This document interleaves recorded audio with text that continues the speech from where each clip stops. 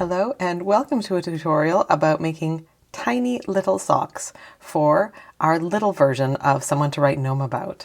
In terms of working the pattern, one of the main differences between the full-scale knock and the littler knock is what happens in the socks.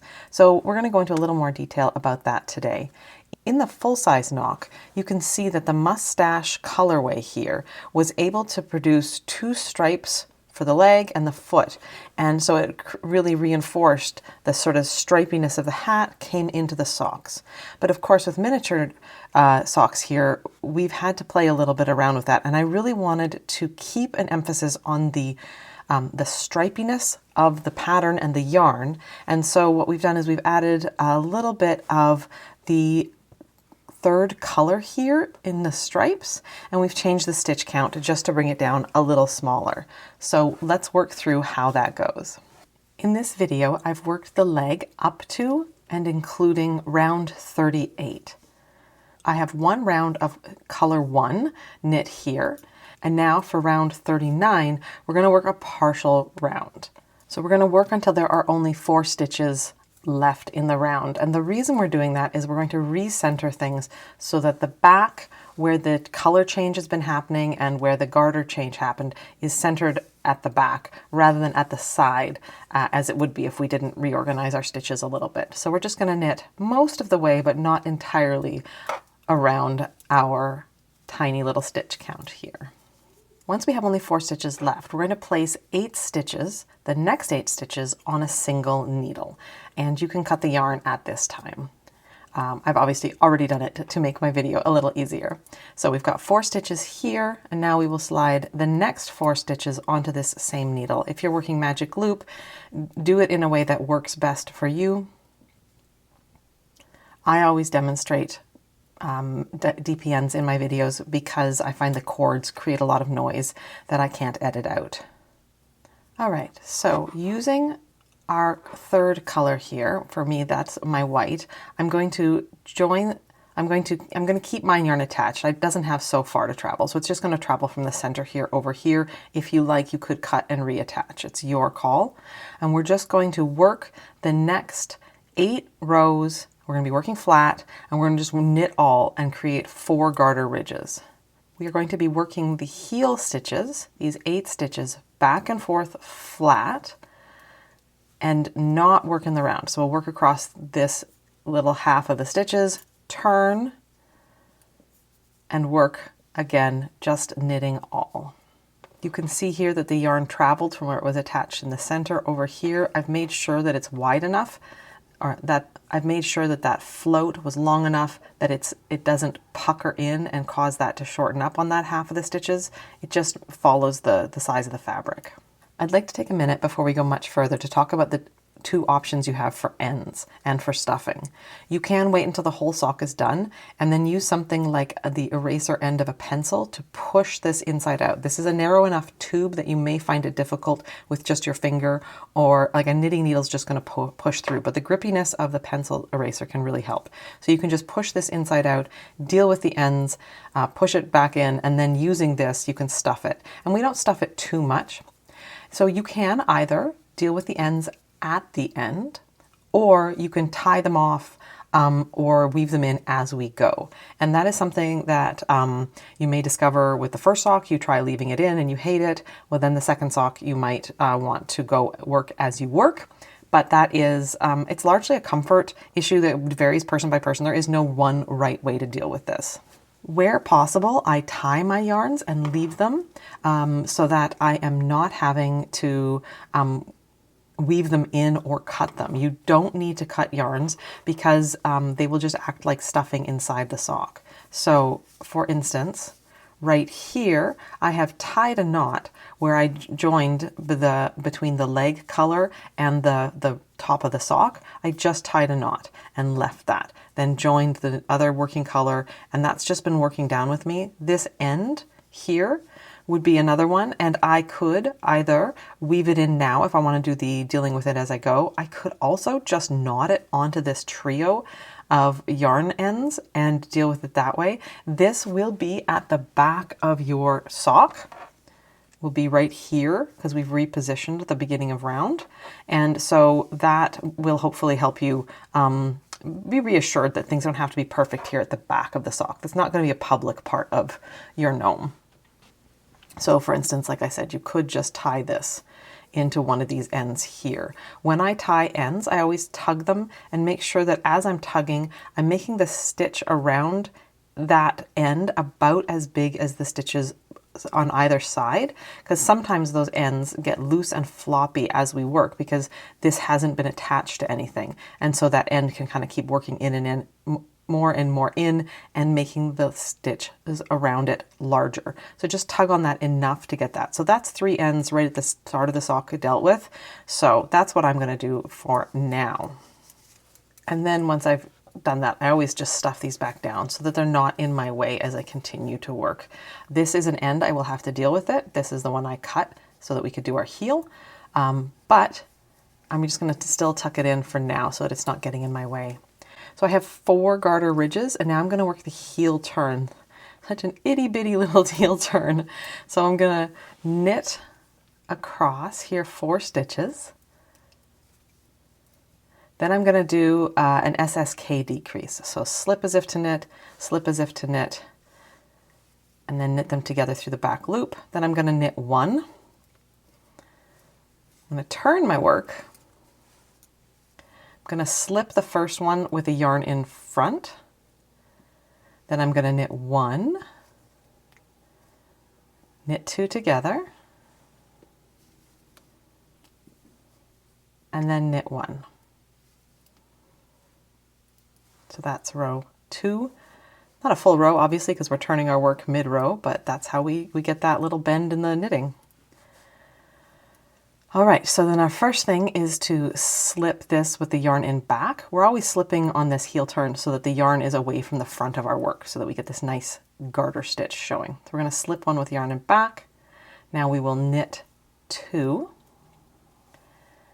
And now we're going to do another slip, slip, knit, and we're going to slip across this gap, the one stitch that we turned and left all on its lonesome. We're going to reunite with its buddies by doing a slip as if to knit, slip as if to knit, and then knitting the 2 of them together through the back loop. So now we're going to turn our work. We will slip this one with the yarn to the back, and then we will knit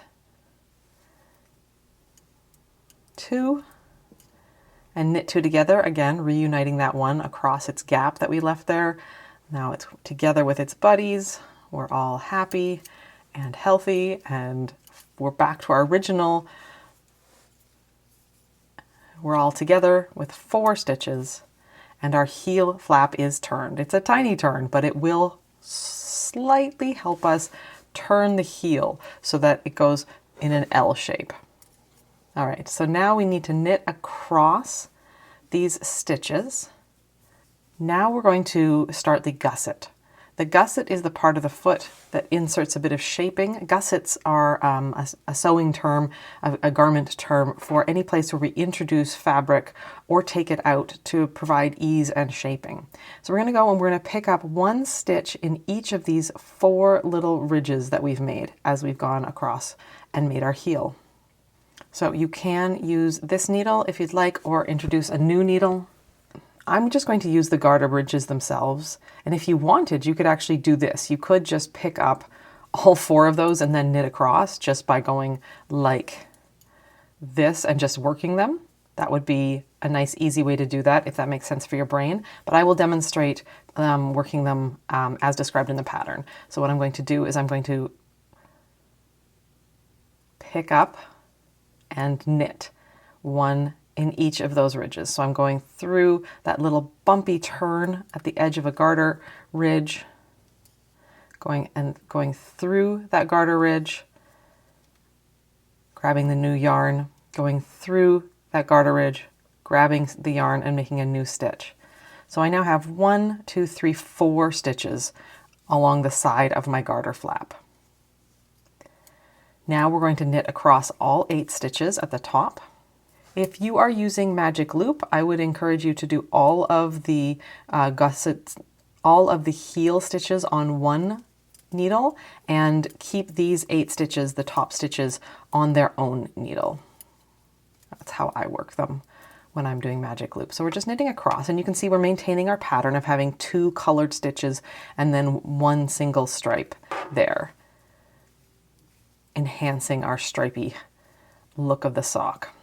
Now this last stitch is getting all loose and gross because that is just an end I cut, and so it has nothing to fasten it down, and we will go back and deal with that later. So don't get too worried if that gets nice and big and gross.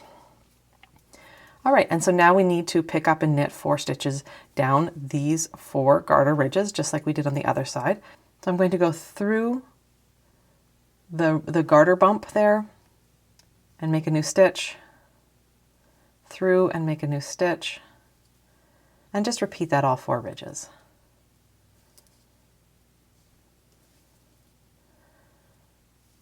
All right, we are now going to knit 2 of the stitches from our heel turn. There are 4 stitches from the heel turn, and by knitting 2, we now are going to be starting our round at the midpoint of the heel. So we'll have an equal number of stitches on either side of that. So I'm just going to quickly slide these 2 stitches. So I'm just going to quickly slide these 2 stitches to here so that we can just quickly look at this with fewer needles involved. So it's a nice little triangle. I've got 6 stitches here on the left, I've got 6 stitches on the right, and then I've got 8 stitches up here on the top. So we've added a stripe. So now we need to go back to our colored yarn, and to increase the look of stripiness, what I have done when working my mini knock feet is I have always introduced the yarn at a new color in my stripe sequence, so that it's sort of like two colors per sock with the white stripe, giving it that little punch of a stripe. So you can see here I've changed color each time.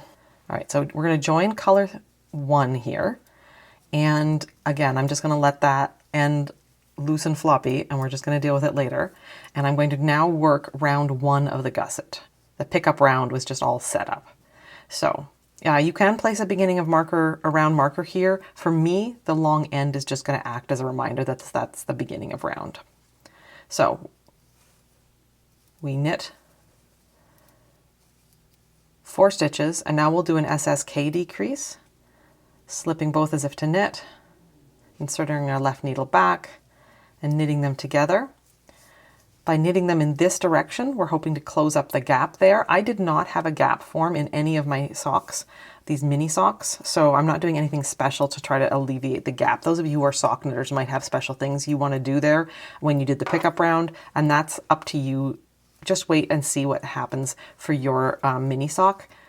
Okay, so then we knit across the top of the sock, nice and simple.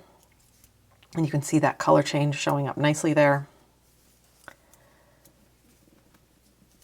Now we're going to do a knit 2 together, and then we're going to knit 4.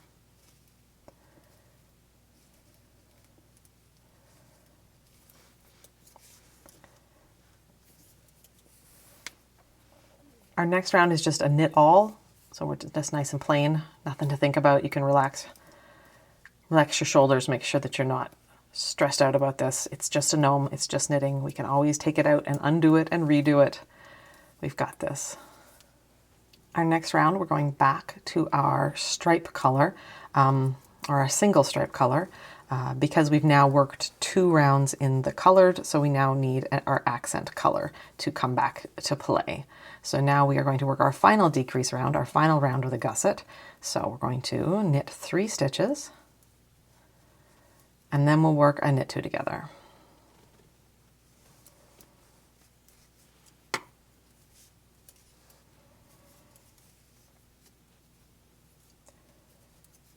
Work plain across the top of the sock, just knit all of those. Now we're going to work an SSK, so slip as if to knit, slip as if to knit, left needle back through, knit them together through the back loop, knit 3, and now we are back to our 16 stitches. We've got 4 and 4 on the bottom half if you are doing DPNs, or just 8 on magic loop, And then we've got 8 up here. So we're back to 8 and 8. We're not nice and balanced. So we're done our gusset. It's a tiny gusset, as I said, for these tiny socks. So now we go back to our stripe color. This is a really good point if you are going to weave in ends as you go to do that right now. Before we get too deep, this little turn is more accessible to us right now. So if you wanted to deal with these colors, this is a good point to do that. So I would pop this back out and you can weave this in right here. And then you would also be weaving in this one here. All right, so now we're going to work the foot. We work a couple stripe repeats and then work the toe decreases. I will say that if you are going to stuff as you go, this is a good point to just softly stuff this section here. When stuffing the foot, I'm just stuffing it enough that this thing has some body. I enjoy the contrast when it's sitting on the shelf between the flat legs and the slightly puffy socks. So that's the look I'm going for. So I haven't stuffed the legs. That would make it harder for them to sit on a shelf. So that's kind of how I've done it. You can see it's just enough that there's some heft to that. There's some resistance to that. It doesn't totally go away when I'm squashing it, but it's also not really large and firm. If you are stuffing and dealing with the ends as you go, I would recommend dealing with the ends and stuffing after row 13 before we begin the decreases. This is a good time to stuff the main part of the foot here. If you've been stuffing as you go, you may be wondering how to deal with this final end. I would simply pass it into the foot, go through the stuffing and come out in one spot, and then go back down through and come out in another spot. I can't quite demonstrate it because I have obviously not stuffed mine, but I would go through the stuffing sort of in 2 directions, and that will keep your end from coming back out and being a problem. If this is a toy, I would probably want to knot it first. If you have not been stuffing as you go, just plunge the yarn into the center of your toe, bring it into the foot, and just kind of pull it along on the needle, and we will go retrieve it when we're inside there. So using your pencil, just sort of turn it inside out. I find wiggling it against itself and pushing with my left hand. So I'm wiggling with my right and kind of pushing with my left. And we can just pop it inside out. Nice and, if not easy, more easily than any other method for this sort of tiny toy tube situation that we've got going here. And I can pull it out the other side, and now I can deal with ends and then push it back inside and then use the pencil to stuff the stuffing down. Always remember that anytime you're sewing in an end, it's a perfect time to deal with any gaps you see or any holes or any other things you think need finishing. Finishing can really mean finishing up beautifully and not just, oh, I'm going to weave in this end. This end might be something that you see, oh, this is still a bit gappy, so I'm going to go over in here and then in here, and we're just going to try to close that hole up. Finishing is a whole set of skills. It's not just getting the yarn woven in. It's about getting a finished product. You're not going to need much stuffing at all, so take a small piece, kind of stuff it down till it's a sort of a little sausage the size of the foot. It looks about the right amount. Place it on your pencil tip with that eraser, and the grippiness of the eraser is just going to help it go down. Nice and simple. All that jamming it around has probably compacted a bit, so you can kind of pull on the stuffing from the outside and see if it is in fact as much stuffing as you wanted. That's looking really good to me. I'm going to need another little bit right here to sort of bridge this, but not much, because if I do, it'll straighten it out. So let's just put a wee little bit now, kind of to fill right there.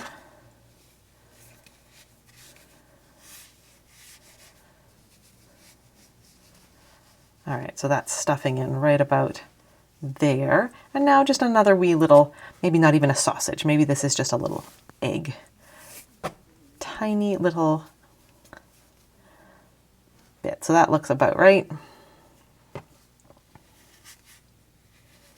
It feels like the whole sock has some stuffing in it. Of course, I need to go and I need to grab my other sock to make sure that they're stuffed about the same amount. And that's all there is to these teeny tiny socks that make miniature knock look so fashionable, just like big knock.